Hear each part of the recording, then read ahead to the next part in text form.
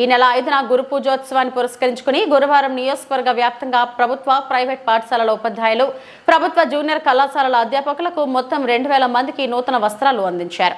పవన్ కళ్యాణ్ కార్యాలయ అధికారులు శివరాం, నాగబాబు, శ్రీనివాస్ పర్యవేక్షణలో మహిళలకు చీరలు, పురుషులకు ప్యాంటు, షర్ట్ను విద్యార్థుల చేత అప్పించారు.